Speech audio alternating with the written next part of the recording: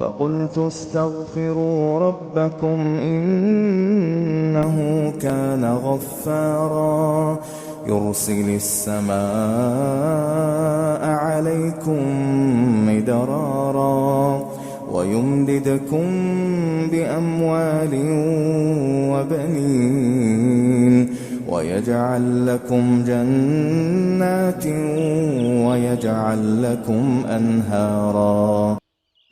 السلام عليكم ورحمة الله. ازيكم عاملين ايه؟ يا رب دايما تكونوا بخير. فيديو النهاردة روتين حلو جدا هنعمله في المطبخ.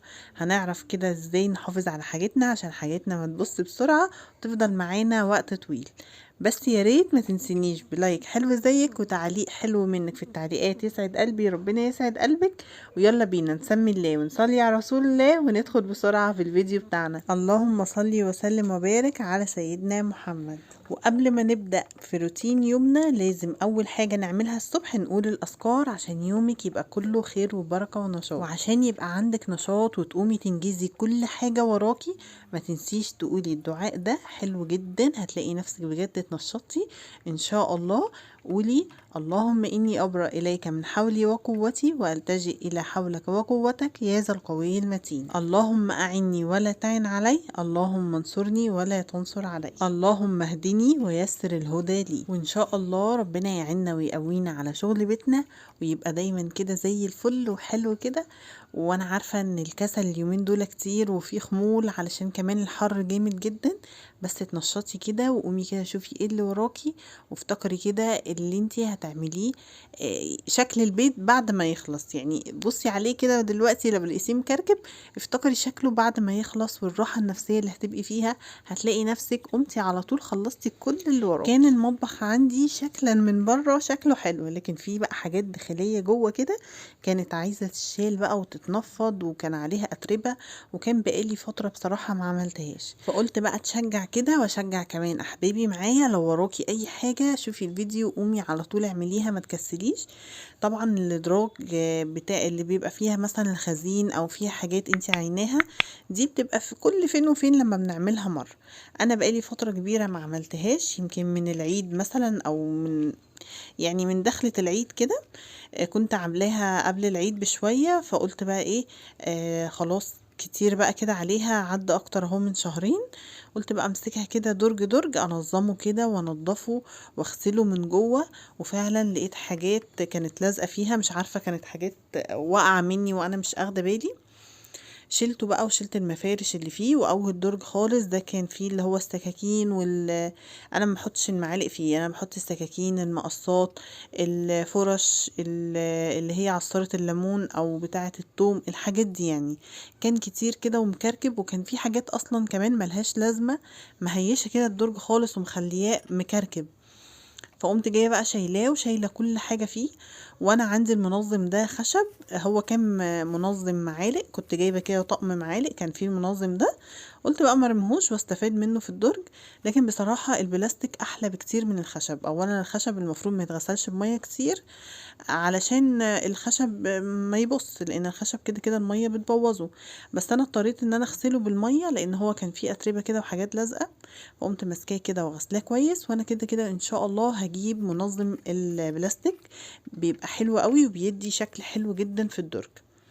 نظمته كده وخليته زي الفل. وتاني درج برضو كان فيه بقى الحاجات ايه انا حاطه فيه، اليانسون، النعناع اللي هو حاجات الشاي اللي هو القرنفل، الكاكاو، الحاجات دي يعني. والعلبه برضو اللي بحط فيها البيكنج باودر والفانيليا والحاجات دي. انا قمت جايه شايله الحاجات دي كلها وغسلاه غسله حلوه، ومسحه المفرش مسحه حلوه، انا بحب افرشهم بيدوا شكل حلو بيبقى منظم اكتر. حتى ممكن ايه ابقى اشيل الحاجات دي وانفض المفرش واقوم جايه مرجعاها تاني مكانها، بتحافظ على الدرج من جوه. وبرجع بقى ايه كل حاجه مكانها. والدرج اللي هو اللي قبل الاخير ده كان فيه اكياس كان مهيشه كده جامد ومخليه شكله صعب كده شويه.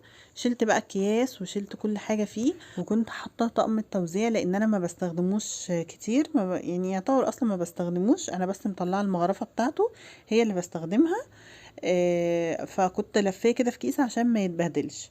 بس قلت بقى هو في الدرج والدرج دايما مقفول، فهحطه كده في الدرج لان الكيسه برضو ايه واخده مساحه وواخده كده ايه كركبه. فقمت جايه بقى شايلاه من الكيسه وحطاه كده، وحاطه كمان اللي هي بتفرد العجين، وحاطه الحاجه ديت يعني اللي انا ايه بستخدمها كل فين وفين. واخر درج حطيت فيه كان فيه برضو الفوط اللي انا بستخدمها مثلا عايزه اغطي عجينه او عايزه بستخدمها يعني في الاكل وكده، نظيفه وزي الفل، بحطها برضو على جنب.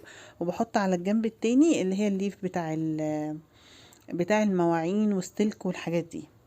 تمام كده خلاص كده اتنظموا بقوا زي الفل الحمد لله. اخدوا مني وقت كبير بس الحمد لله ان هم خلصوا. بعد ما خلصتهم قلت بقى ايه، انا كان البوتاجاز عندي سطح البوتاجاز من فوق كان نضيف الحمد لله وزي الفل. بس الفرن اللي بقالي فترة طويلة برضو ما عملتوش، ولازم الفرن نحافظ عليه لان برضو الفرن من جوه بيبقى بنحمر فيه حاجات، بنحمر فيه فراخ، بنحمر فيه حاجات فيها دهون، فالحاجات دي ممكن مثلا تفرقع في الفرن وتطرطش بقى حواليه ويتملى دهون. فدهون على دهون هتلاقي الفرن من جوه اتملى دهون. ولو مثلا الفرن بتاعك كده بمروحة برضو هتلاقي المروحة دي بطلت تلف فجأة. هتلاقي الشواية برضو مش شغالة، هتبقى بصعوبة. فانتي لا، خلي ايدك فيه اول باول، هيفضل جديد زي ما هو ومش هيحصل فيه اي حاجة. انا كنت هنا بقى شغالة كده وبعمل كده بنشاط وقوة وكده، لقيت نفسي اتعورت جامد في صبعي، وقعد بقى يجيب يعني دم كتير وكده. فقلت بقى انا ما بحبش اشتغل بالجوانتي خالص خصوصا في الصيف لانه بيعرق ايدي جامد. بس اضطريت بقى ان انا ايه لفيت صباعي كده بقطن كتير، وبعدين قلت بقى خلاص هلبس الجوانتي واكمل بيه شغلي، لان كنت خلاص فتحت في الشغل وما كانش ينفع ان انا ايه اوقف يعني وكده. فمسكت بقى الفرن من جوه ومن بره. انتي برضو لو فرنك محتاج حاجة هاتي، لو هو مثلا فيه دهون كتير ممكن تجيبي له سيترس بيفور الدهون على الاخر. لكن انا هنا كل اللي استخدمته شوية صابون مواعين اللي هو بريل، وحطيت عليهم كلوروكس اللي هو 5 في 1، بيدي ريحة حلوة وبينضف وبيلمع وجميل جدا. غسلته بقى كويس جدا كده من جوه ونشفته برضه كويس قوي. بس قبل ما بدأت فيه خالص شلت الفيشة بتاعة الكهرباء عشان لا قدر الله ما يحصلش حاجة. مهما كان هو امان بس برضه الواحد ايه يحافظ على نفسه الا الكهرباء. جيت بقى شلت الفيشه وقمت جايه منضفاه كويس جدا من جوه وملمعاه. وانتي بقى لو عندك دهون كتير فيه ممكن تجيبي سيترس بيفور الدهون على طول. بس بعد كده بقى تحافظي عليه. يعني لو حاطه مثلا حاجه في الفرن وفارت مثلا على الصاجه، وانتي مثلا مستعجله او حاجه، اول ما تطلعي الحاجه طلعي الصاجه بره على طول، لان الفرن دايما مقفول. فاحنا ممكن ننسى ما نفتكرش غير لما نيجي نطبخ مرة تانية. طب لما نيجي نطبخ مرة تانية احنا برضو ممكن نكون مستعجلين فنقول خلاص هنطبخ المرة دي ونسيبها وابقى اغسلها بعدين. يبقى انت كده كومتي مرة على مرة، ومش بعيد كمان مرة على مرة هتلاقي دهونك كومت كتير فيه، وهيبوظ منك وهيبقى شكله مش حلو ومش جديد. فانتي عشان تحافظي عليه دايما جديد، اول ما تلاقي حاجة فارت فيه، اول ما تشيلي الحاجه من الفرن طلعي الصاجه اللي هي بتاعه الفرن دي، طلعيها بره، وقفيها كده ايه جنب المواعين، بحيث وانتي جايه تغسلي بقى مواعين من بعد الغدا تقومي جايه بالمره ايه غسلها معاكي. انا هنا حطيت عشان كان عليه برضو دهون واقعه وكده، حطيت الخل بيفور الدهون بجد، بيخليه حلو قوي وبيلمعها كويس جدا. يعني بيخلي الدهون كده تطفو على الوش. لما تيجي مثلا تمسكي حته سلكه كده ولا حاجه وتغسليها هتلاقيها اتشالت معاكي بكل سهوله. وبيرجع للحاجه لمعتها كده، وبيرجع لها ايه ان هي تفضل جديده كده وشكلها حلو. تمام كده خلصت بقى الفرن وخلصت الحامل بتاعه وخلصت كمان الصاجه بتاعته. جيت بقى هنا لحامل المعالق ده. حامل المعالق ده حلو جدا، هو حلو، هو ستانلس وحلو. لكن اللي مش حلو اللي ماسك الاتنين اللي ستانلس دول، اللي هو الحامل ذات نفسه ده بيصدي من تحت صدى جامد جدا، وبصراحة شكله مضايقني قوي. انتي لو حابة تجيبيه هاتيه، لكن اول ما تجيبيه حاولي تعمليه من تحت بستيكر كده، اللي فيه بستيكر المية مش هتوصله فمش هيصدي. لكن انا هنا ما لفتهوش، وهو عشان كمان جنب المية فصدى معايا بسرعة. فانا بقى هستغنى عنه، هشيله خالص، هبعده عني لغاية مثلا ايه ممكن اجيب له ستيكر كده يكون حلو هلفه بيه. او مش عارفة لسه بصراحة هعمل بيه ايه، لان هو سهل في ايه، في ان انا مثلا عايزة انشف المية حوالين الحتة دي، بقوم جاية شايلاه هو كده فبيرفع لي الاتنين مع بعض، فبقوم جاية مسحة تحته وحطاه تاني مكانه. لكن هما كده هيبقوا فرداني لوحدهم، اتنين كده لوحدهم. بس ربنا يعين بقى كده ويقوينا ان شاء الله. انا ممكن اجيب له استيكر، اللي هو الاستيكر الملون او الاستيكر الحراري، بتلف فيه كده عليه، بيديله برضو شكل حلو وتغيير وايه، وبيفضل شكله حلو بدل ما هو مصدي كده، لانه هو مصدي بيبقى شكله وحش جدا بصراحة. انا بقى برص هنا المعالق بتاعتي عليه، مش بحط بقى المعالق والحاجات اللي انا بستخدمها دايما زي الاسباتيولا، قشرة البطاطس، المعالق بقى اللي هي بتاعت الاكل. بس برضو اللي هي معالق الشاي الصغيرة مش بحطه فيها، لان هي اللي هي التفاحة اللي فيها دي بتطلع منها وافضل افضي كل المعالق عشان اطلع معلقة شاي. فالمعالق الصغيرة برضو ما بحطهاش فيه يعني. بس هو عملي وحلو بصراحة وشكله شيك كده في المكان. بس كده بقى هنا خلاص كنت خلصت الرخامة وخلصت الحمد لله كل حاجة. قلت بقى احط الصينية بتاعت ايكيا دي، بيبقى شكلها حلو، هي تقليد ايكيا مش ايكيا ذات نفسها، هي بلاستيك بس بتدي شكل حلو، وبتدي شكل حلو في التقديم، وانتي برضو ما تحطيها بتدي شكل حلو قوي. وهنا خلاص خلصت الفرن، رجعت كل حاجة مكانها تاني، بقى شكله حلو وجميل. والازاز هنا هو مخطط كده لان لسه فيه مية جواه. انا عملت الموضوع ده كنا بالليل، فانا مش هستخدم الفرن خالص دلوقتي. انا هستخدم البوتاجاز من فوق لكن مش هستخدم الفرن، فمش هاجي بقى جنبه خالص الا لما ينشف كله كده على بعضه لوحده. جيت بقى على الارضيه، حطيت برضو شويه صابون، وحطيت كلوروكس الخمسة في واحد، ده ريحته حلوه قوي، انا جايباه بالليمون، ريحته جميله قوي، وبيدي كده برضو ايه لمعه حلوه. بس كده وكده المطبخ بتاعي خلص. اللهم لك الحمد ولك الشكر، اللي ينبغي جلال وجهك وعظيم سلطانك. يا رب اللهم لك الحمد ان ربنا ادانا القوة والصحة والعافية ان احنا ننظف بيتنا ونخليه كده نظيف وحلو. دي نعمة لوحدها نحمد ربنا عليها جامد جدا.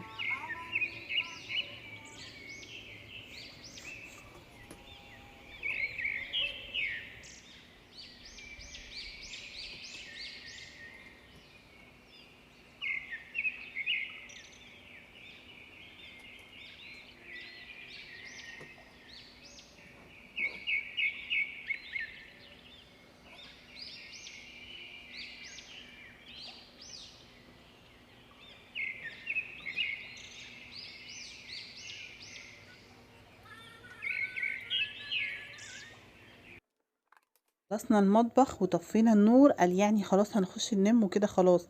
يعني هو ينفع برضو ننام والحوض ما يبقاش فيه مواعين؟ لا طبعا، ازاي ما ينفعش. وبما ان اهملتهم النهارده في الغدا، كنا كده عاملين غدوه كده اي كلام، قلت بقى اعمل بقى ايه اكله حلوه على العشاء. بس للاسف ما كانش عندي عيش. بس يعني هنشوف دلوقتي عملت ايه في العيش. بس اقول لكم الاول عملت ايه في الفراخ اللي انا بقطعها دي. انا كان عندي كده كام صدر فرخه كانوا متبقيين من اكله بانيه، حطيتهم كده في الفريزر. كانوا بقى متبلين بصل بودر، توم بودر، ملح، فلفل اسمر، اي بهارات بقى انتي بتحبيها. تمام. وطبعا عصرة ليمون، الليمون بيبقى حلو جدا في البانيه، بيديله كده مزازة وطعم حلو. جبتهم بقى قطعتهم كده قطع صغيرة، وبعدين حطيت معلقة سمنة بلدي كده حلوة لان بتديها طعم حلو قوي، او معلقة زيت او معلقة زبدة يعني المتاحة عندك. وقلبتهم بقى كده فيهم تقليبة حلوة، خليتهم كده يتشوحوا لغاية ما اخدوا ايه يعني لون خفيف كده. هجيب بقى معايا كده بصلتين هقطعهم مكعبات او اي تقطيعة عشوائية يعني، مفيش مشكلة في تقطيعة البصل او اي تقطيعة. احنا هنقطع برضو طماطم وفلفل، المهم تقطعيهم. وبعدين بعد بقى ما الفراخ بتشوح معاكي تشويحة حلوة، بتقومي جاية حاطة عليها البصل.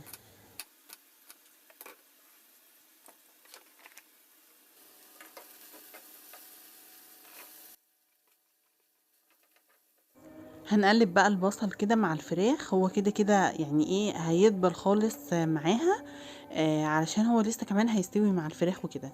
واول ما بحط البصل على اي حاجة بحب احط الملح، لان الملح هو اللي بيدبل البصل، هو اللي بيساعده ايه ان البصل يدبل. هقطع بقى بقية الخضار بتاعي، هقطع فلفل وهقطع الطماطم، وبعدين برضو هحطهم مع الفراخ.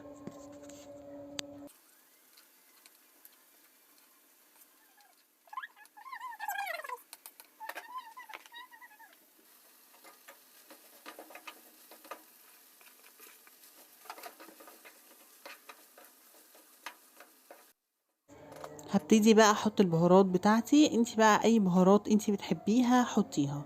انا حطيت هنا 7 بهارات وحطيت فلفل اسمر، بس ما تكتريش قوي من البهارات لان احنا كده كده متبلين الفراخ بتاعتنا. انا بحط بس بهارات زياده شويه عشان البصل والطماطم والفلفل لان انا حطيتهم. طبعا بقى بتدوقي الملحه كده وتظبطيها وخلاص، بتسيبيها بس كده لمده 10 دقايق ولا حاجه تكون استوت وبس كده. خلاص هنيجي بقى للعيش اللي هو مش عندنا ده. اكتشفت بقى ان انا كده ما عنديش عيش، فقلت طب اعمل ايه، مش هلحق اعمل عيش بخميره وان انا اخبز وبتاع. فخلاص قلت ايه، هعمل حاجه كده شبه الكريب، او يعني هو كريب بس ايه، مش هنعمله بطريقه الكريب اللي هي فيها بيض مثلا، او طريقه الكريب اللي هي دي الكريب الاقتصادي. بس احنا مش يعني في الاخر مش هنعمله زي الكريب. تمام، هتشوفوا دلوقتي معايا أنا قصدي ايه. حطيت في الخلاط 3 كوبايات من الدقيق، عليهم 4 كوبايات من المية، عليهم معلقة سكر ونص معلقة من الملح. هندوبهم كويس جدا جدا في الخلاط، هنضربهم كويس في الخلاط. وكل شوية هجيب كده ايه الاسباتيولا بتاعتي وهنزل الدقيق لان الدقيق بيرسع على الجناب، فهتنزليه كده وبعدين تدي برضو ضربة في الخلاط لغاية ما تحسي ان الخليط كله اندمج مع بعضه. هسيبها بس ترتاح شوية صغيرين، وبعدين هجيب مصفى وهصفيها. انا بس الحته دي اتقطعت عندي، ما كانتش موجوده عندي، لكن لازم تتصفى عشان يطلع معاكي الرغيف كده ايه، او الكريبايه حلوه كده ما فيهاش اي كلاكيع ولا اي حاجه. تمام، بعد ما سيبناها ارتاحت وصفيناها كويس جدا، هنجيب بقى اي طاسه ما بتلزقش، لازم بقى تكون ما بتلزقش. بتدهنيها بس دهنة زيت كده اول مرة، بس دهنة زيت كده بسيطة. وبعدين بتجيبي بقى مغرفة وتقومي جاية حطاها ومقلبيها كده، موزعاها على الطروف كلها، بحيث ان هو ايه، انا هنا تخنته شوية عن الكريب. لكن الكريب بيبقى محتاج ايه، حاجة اقل من كده، يعني مثلا ايه، مغرفة الا ربع كده ولا حاجة. لكن هنا انا كنت بعمل مغرفة كاملة، وممكن كمان كنت احط ربع كده معاها لان انا عايزاها تطلع ايه، تخينة شوية. تمام كده، هعمل بقى الكمية كلها. وطبعا لازم جنبي الصينية بتاعتي عليها فوطة كده حلوة، علشان اول ما يطلع العيش بتاعك او الكريب بتاعك بتحطيه على الفوطة دي، وبتغطيه كمان بحاجة عشان يفضل طري معاكي ما ينشفش. ما بتحطيه بقى في الصينية بتحسي ان الطروف بتاعته طلعت كده فوق شوية، يبقى هو كده استوى، عايز يتقلب على الجنب التاني. لكن لو هتعمليه كريب في الاخر وهتحشيه من جوه وهتلفيه رول وهتحمريه تاني على الطاسة، يبقى ما تدلوش لون جامد كده، علشان ايه، ياخد اللون في الطاسة لما هتيجي تعمليه. لكن انا عملته كده زي العيش لان احنا كنا هنغمس بيه وبس كده. وطلع بقى وكان طري وجميل جدا وكان طعمه حلو قوي بصراحة. وعملت بقى اللي هي غرفت بقى اللي هي الفراخ بتاعتنا، كان طعمها حلو جدا. وعملت كمان بطاطس وحطيت عليها شوية ملح كده وفلفل اسمر، وحطيت كيس كاتشب عشان ابني بيحب البطاطس جدا بالكاتشب. وكانت دي الاكله بتاعي النهارده، عشوه كده حلوه كده وعوضتهم عن الغدا وبس كده. وده كان الفيديو بتاعي النهارده، بتمنى يكون عجبك واستفدتي منه لو بمعلومه بسيطه. ويا ريت ما تنسينيش باللايك وتشتركي معايا لو لسه مش مشتركه. واشوفكم ان شاء الله في فيديوهات تانية كتير. اسيبكم في رعايه الرحمن، مع السلامه.